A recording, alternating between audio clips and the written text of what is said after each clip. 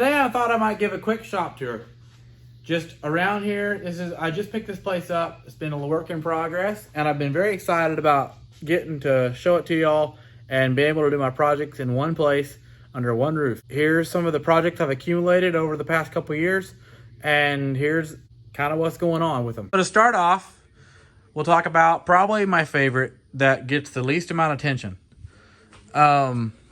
This is my 1987 Harley-Davidson Sportster XLH 1100. It's a bobber build, obviously by the fender. This is started out as an 1100 Evo, and it is a 1250 big bore, hammer kitted big bore. Has the twin fire and electronic points.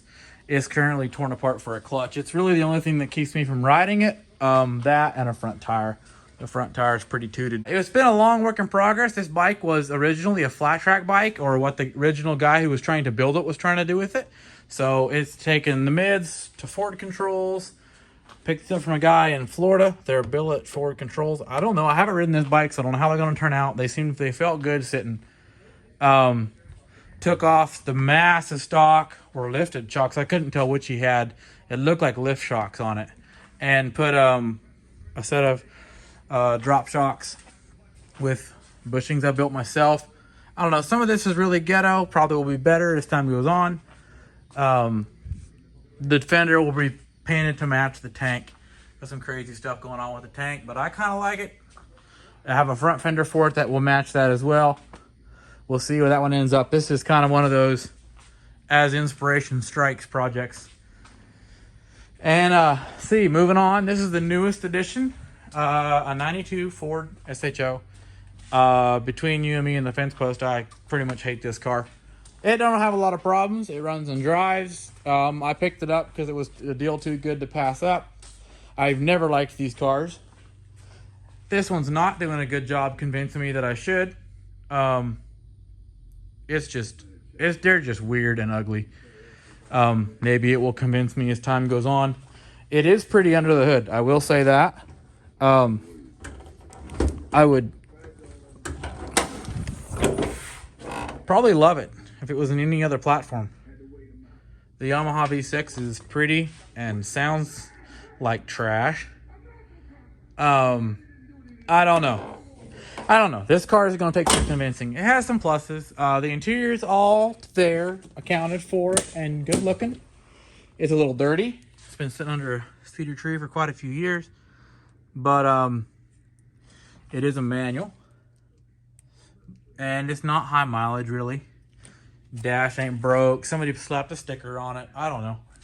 This is probably one of them cars where I run a buffer on it and clean it up. It whole thing pretty much looks like this door. These doors, and I have buffed on the trunk some.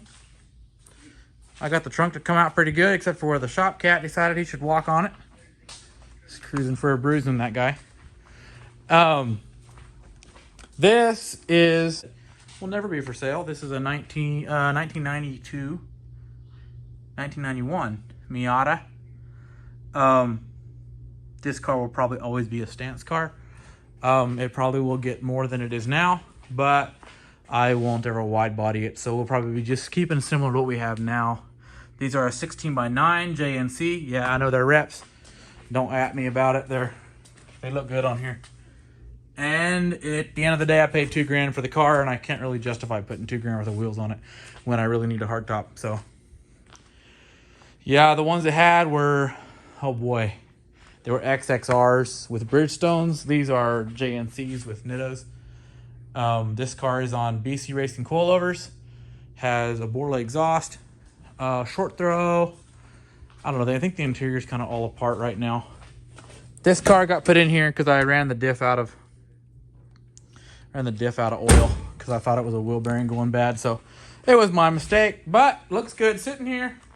One of these days we'll get back on it. Probably after everything else in the shop is finished. At least that's the way it's been going. This is the current time robber. This is a 1988 Z31. This is an NA car. It's not a turbo car, but I do love it. It's an absolute time capsule. I don't know if I've ever driven anything that took me out of my headspace like this car. I really love it. But currently, been doing a bunch of buffing on the hood, trying to get this hood to come back out. This hood was red. It is the factory hood. Somebody somewhere thought it needed to be black, so I'm trying to get the black to shine so it looks like it was on purpose.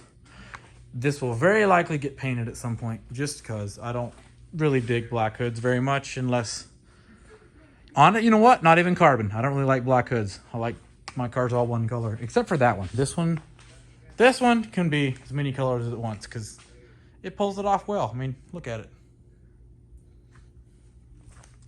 This is the daily driver. 96 Corsica, year I was born. Absolute hunk of junk. I really don't care about it. It gets me to and from work. It does good on gas, and if it died tomorrow, I wouldn't hardly shed a tear. I'd just put it in the weeds and talk about all the things I want to do with it someday when I get it running again, which will never happen because it's too much of a piece of junk. This is a 1972 Beetle. It's actually a customer's car. It's not my car. It's in here for the, it's getting an EFI swap. It's actually getting a FiTech electronic fuel system on it. I'm waiting for parts from J-Bugs in California. If they ever get back with me, that'd be cool. It's been like a month and a half, ain't heard nothing. So we'll see how that comes along, but it's currently in the process of getting the engine pulled. This engine's got to get pulled apart, re-gasketed, and hopefully I'm going to try to get a VW to not have an oil leak anymore. So we'll see how that turns out. This is a 2-liter Cobalt motor. It's out of a 07 or 08 Cobalt SS. This is the LSJ. So this is a supercharged 2-liter. The supercharger is over there in the massive pile of stuff. This was originally bought. I bought that motor to go in the Miata.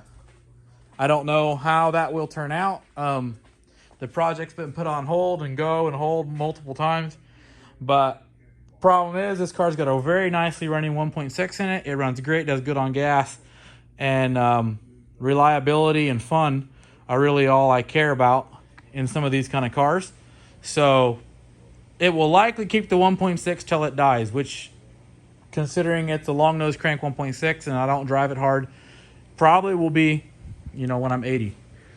Thing's kind of a trooper. So that's kind of what's going on. This is my buddy's bike, not mine. It's just sitting in here.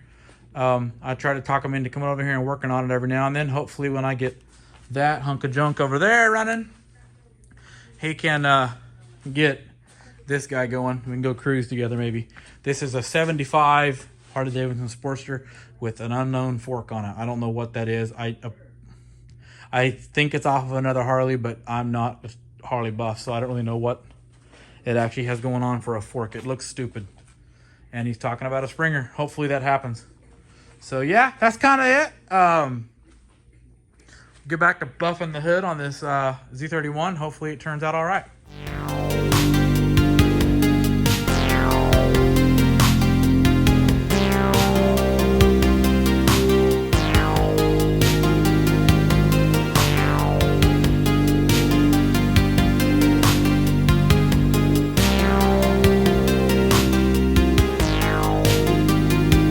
So this is the final product. It's been a long process. I only showed me waxing this, but it is a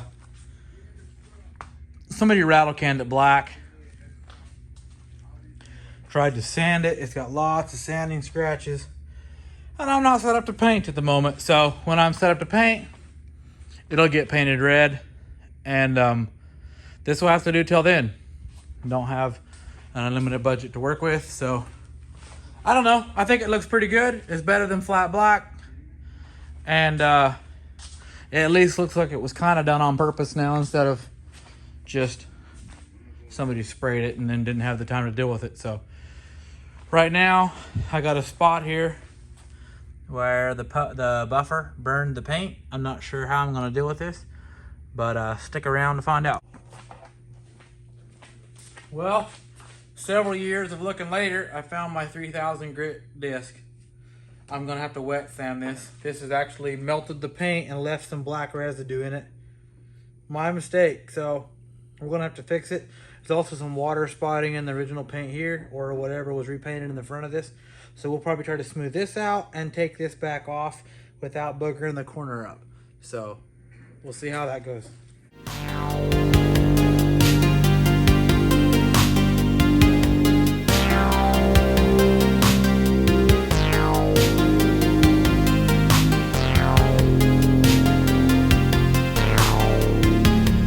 This is a 3000 grit pad on a DA sander, and it will take too much paint off, so be careful with it. I know 3000 grit seems like really fine, but it's quite aggressive on paint.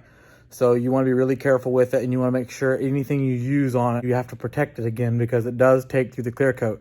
What I had done is I had burned it a little bit, and the burn wasn't through the paint. So I just smoothed the paint down to where the burn can hide. Just a word of caution.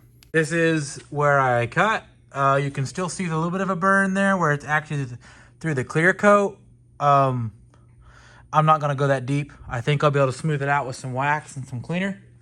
I will cut some more. I gotta cut those 3000 grit scratches out of it again with a, I have a medium cut Meguiars that I really like on a foam pad, and then I'll use fine cut, and then we'll go over it with a wax once the fine cut's smoothed out. The fine cut is around the same level as rubbing compound.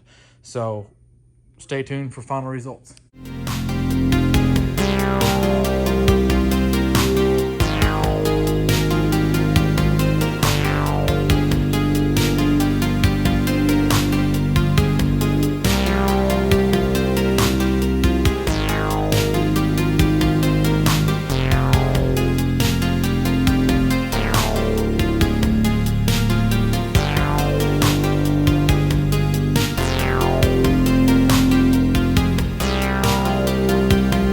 All right, here's final results. So as you can tell, it all looks really good, except for minus a few dings and dents.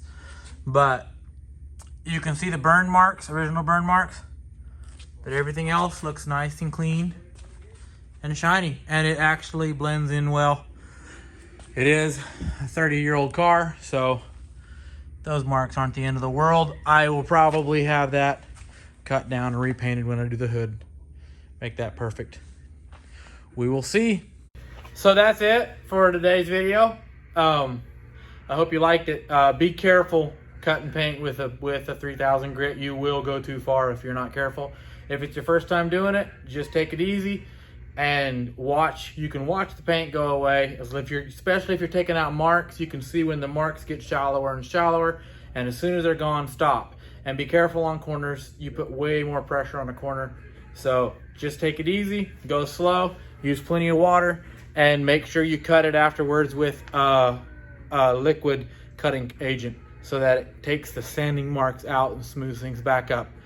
Anyway, that's it. Thanks for watching. Please like and subscribe if you like my content. Thanks.